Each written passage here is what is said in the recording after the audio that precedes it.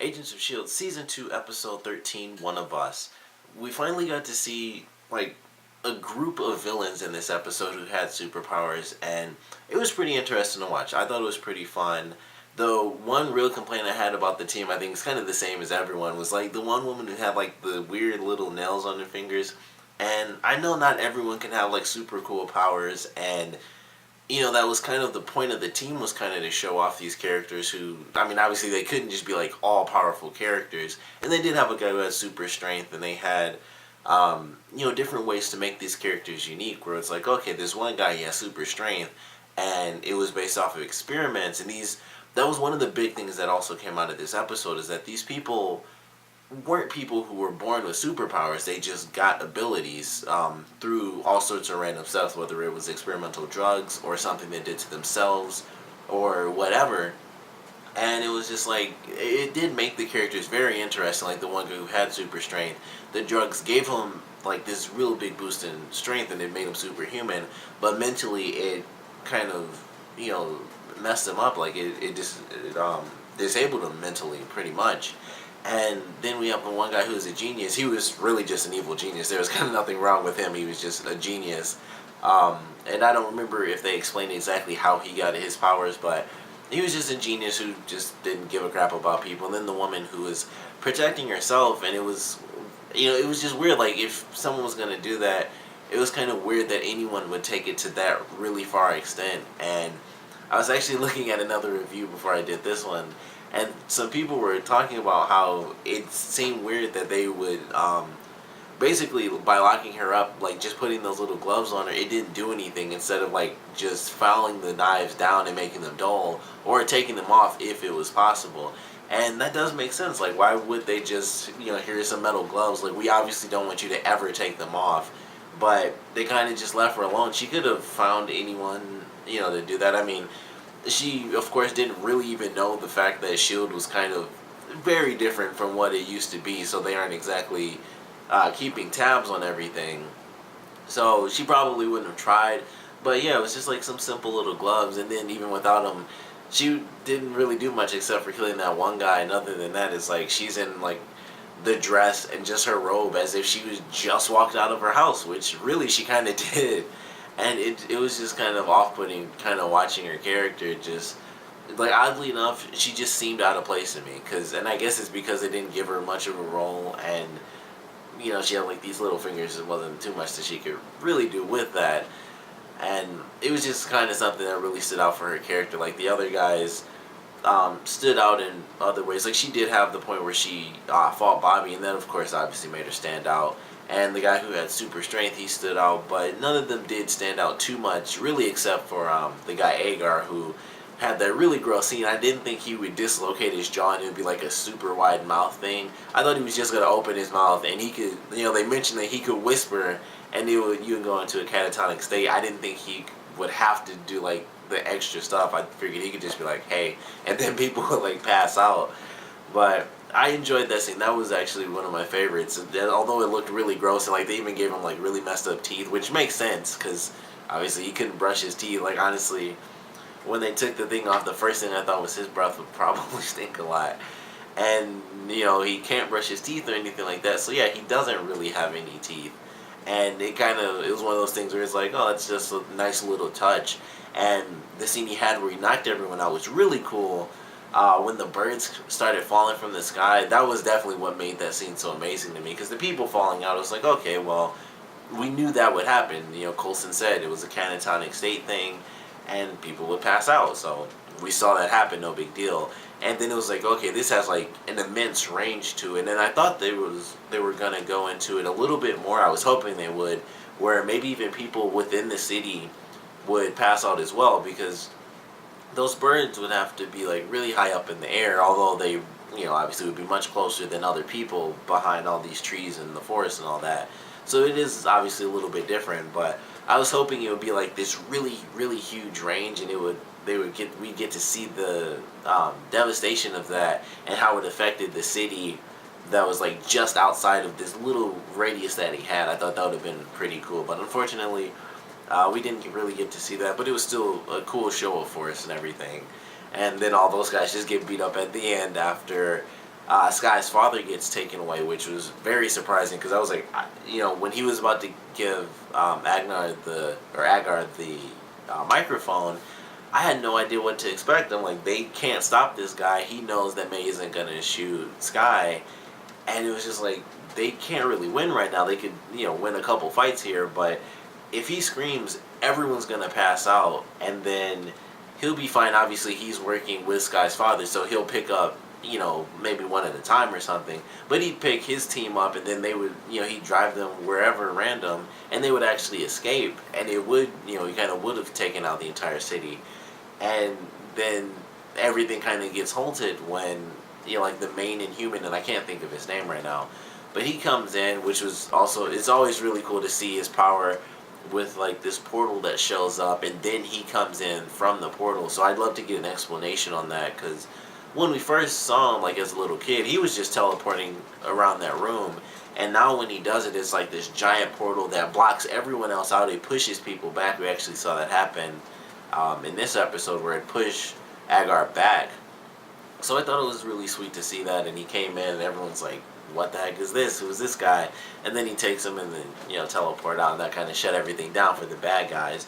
But it was cool. I enjoyed them being sort of this villain team, and they didn't really get too far with things, unfortunately. I think it would have been cool if this ended up being sort of two parts, where they didn't stop him in this episode and it went into the next one. But it was still pretty cool to see like this, tiny little group of villains, cause some havoc, and I thought it was pretty nice. It was pretty cool to see that, and we learned a couple of cool things in this episode. Some stuff was, most of it was kind of random information, but it was always, it's always interesting to get to know some of the characters in the show, and we got to learn a lot about May in this episode. But we learned like a tiny little bit about Coulson and his father and his hometown and things like that. So I actually thought it was kind of nice. It was very minor stuff that honestly I never would have asked for, but us getting it in this episode I actually thought was pretty cool. Like, it was just a nice little touch and a pretty interesting way to just say like, hey, if you ever wondered, here's where he grew up, and this is his relationship with his father, who unfortunately passed away when he was 9 years old. So that was a cool little touch. And then kind of transitioning to the stuff with May, we learned that she was married before, which I think blew everybody's mind. So that was kind of cool. And I figured it was just like, okay, well, she was with this guy before, obviously. And then when she mentions, like, my mom never forgave me for divorcing you, that was pretty surprising. So, her having been married and them talking about her cooking and stuff like that, and her actually laughing, it was pretty cool. It was nice to see that side of her and learn a little bit of stuff, them eloping, and it like wasn't in Vegas, things like that were pretty cool. And it actually led to a really great moment between Fitz and Simmons when they were talking about them being in the kitchen and being like, how did they used to be married and stuff. And they didn't realize that they were kind of getting past how awkward things had been between them, because, of course, and I think Simmons has a really good reason to be upset with Fitz, where, he knew this really big secret, and he knew really, they're kind of all blaming Skye, I feel, for Tripp's death. Like, she's even blaming herself. But really, even without her powers, he would have died. He got hit by that crystal. That's what turned him into, like, the ash form of him or whatever. And it wouldn't have mattered what happened. There was no technology to bring him back. And that's all there was to it. She caused his body physically to shake apart, but he was dead. Like, that was it. And so everyone's kind of set on, it was kind of Skye's fault. And I feel like once she kind of gets over it, that's when other characters will realize, well, this happened. And she might not even, she could be blocking that out. They probably won't even bother bringing it up that he kicked the freaking thing. And I guess technically she doesn't know that, because she was inside the casing as well when he actually did that. And then in reverse, where he was in it and she wasn't. But Fitz and Simmons actually having a full-on conversation was really nice in this episode, and it was them back to their old ways, just going back and forth, like, how does this happen, how did that happen, and stuff, and it was really cool. Unfortunately, it got cut short when Skye's powers were kind of going out of control, and, that sucked, but we did have that little moment where they actually were having a full-on conversation. They were actually talking with each other, and there was no awkwardness. So I really loved that scene. As small as it was, I'm hoping we get a lot more of those, and then at some point, they kind of just get back to normal as they can be, after everything that's gone down. Because it was really cool to see that, even if it was like a tiny portion in this episode, I definitely loved it. And everything that happened with Skye in this episode was definitely fun to watch. And not only did we get to see Skye actually realize she wasn't controlling her powers, which was also a nice little surprise by the end of this episode, but that was how we got a lot of the info on May, which was pretty cool. But Skye, I don't know how it technically works, but somehow she was basically putting all of her power inside of her own body and destroying her wrists and like messing her hands up. I thought that was a nice twist at the end of this episode where she wasn't actually controlling her powers, and when she stops everything, it wasn't that she was gaining control, and it kind of puts everything back at square one. It seemed like, okay, she had her issues where she was trying to control it, and she'd have little incidents here and there, and then of course it grew in the last episode, and it was like, okay, well now she really has to get a hold on it.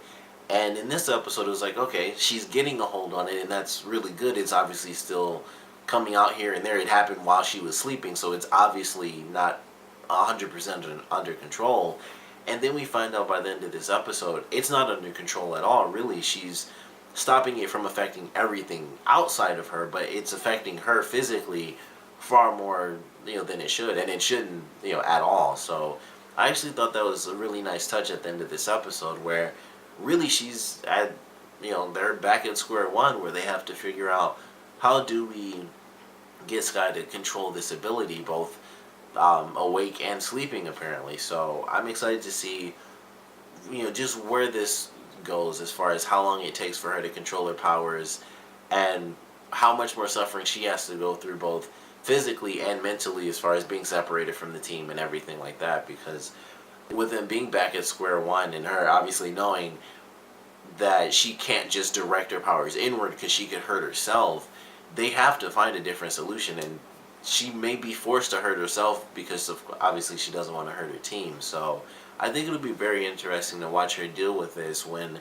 her powers do get out of control, and she now knows, she has that information in her head, like, I don't want to hurt myself, and that'll mess with her mentally. Like, I don't want to do that, but I have to because I don't want to destroy my family. I don't want to kill all my friends off. So I can't wait to see how that plays out. I hope it does play a very emotional aspect and sort of an odd mental game that she has to play with herself, because either hurt yourself or hurt the people you care about. So I'm hoping that's the way it goes, because I would love to see how the characters deal with that, and they even try to help Skye, even though they know, like, hey, we can't really stop this from happening, only you can, and all we can do is say keep going and keep trying, because that's all they can do at this point in time. So I can't wait to see how that plays out. And then of course the stuff with Bobby, Mac, and Hunter, where we finally find out at the end of this episode who they're working for, and it turns out to be basically darker S.H.I.E.L.D, I guess, like super deep cover S.H.I.E.L.D, who's apparently just doesn't give a crap except for taking out Coulson, because obviously they haven't been any help. They haven't been doing anything to help take down Hydra. They weren't there last season. I don't know what the heck they've been doing, but apparently there's like S.H.I.E.L.D that everyone knows, and then there's like super secret S.H.I.E.L.D, and the only difference is like the 3 stars on the insignia, and it looked like they were inside of a ship. Honestly, that's what it looked like to me, or maybe like some facility or warehouse. But we're going to get more information on that in next week's episode, and I'm incredibly excited because for whatever reason they feel like Coulson's secrets and lies are like the main thing that's just destroying all of S.H.I.E.L.D. So they're going to try to take Coulson down, and they obviously have more people. Like, they have actual backup. They have secret facilities and extractions and stuff that Coulson and his team can't really have. There's like 5, like the main characters are S.H.I.E.L.D. It's like 5 people, and one of them goes missing because he was kidnapped by one of the other 2 bad people. So I don't know how things are really going to play out, but hopefully it all ends well. I like the characters. I like Bobby and Mac. I'm sure Hunter will end up being fine because he's still like the good guy, but it's always one of those things when people are kind of in the middle and they're doing something that's kind of bad.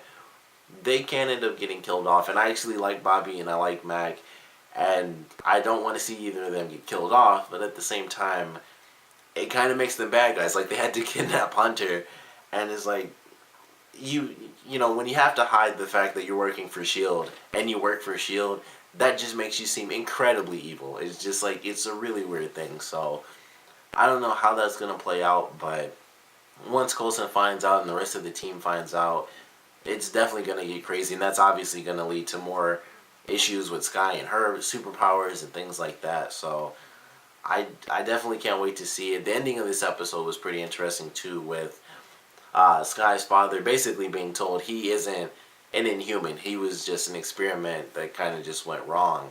And I thought that was a nice way to end the episode, where it's like, you know, it's the name of the episode, You're Not One of Us. And the us really applies to the Inhumans and not really the people that we were focusing on this entire episode.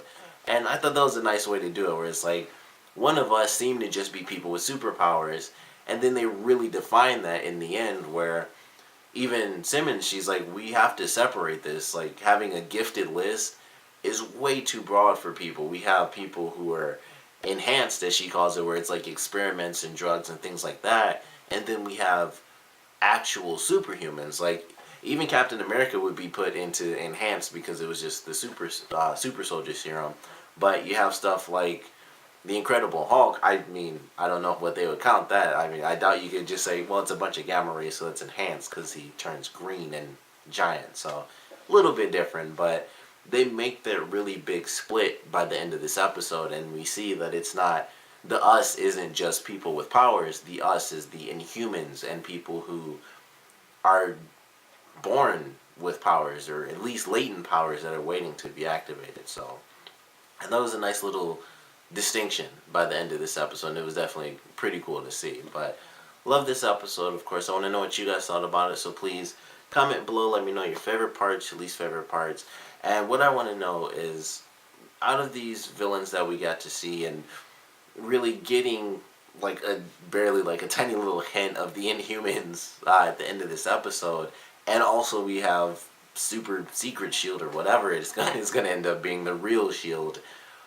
What is going to come up against Coulson and his team? Like, who's going to make this first strike? Is it going to be this super secret Shield? Is it going to be... Well, the Inhumans, I don't think they're going to actually go against Shield, because they're just going to be helping Skye. If anything, they're probably going to end up... You know, Shield and the Inhumans are probably going to end up teaming up. But we have Skye's father, who obviously wants to destroy Coulson. Like, that's his goal in life. So who is going to make this first really, really big strike? Because we have Super Secret Shield, we have, well, really Super Secret Shield and Skye's father, like the only two things. So who's going to make the first big strike? Like, it's got to be one of them. I would have to assume, because Skye's father attacked in this episode and Shield's going to attack in the next one, they probably won't make like the devastating move, since we just found out about them. They're going to talk a lot, and then we'll see what happens. But you know, it could be at the same time. Like, I don't know who will make the first strike, or who will make the worst strike even. But obviously that's what I'm asking you guys. I want to know what you think. So please comment below, let me know. And thanks for watching.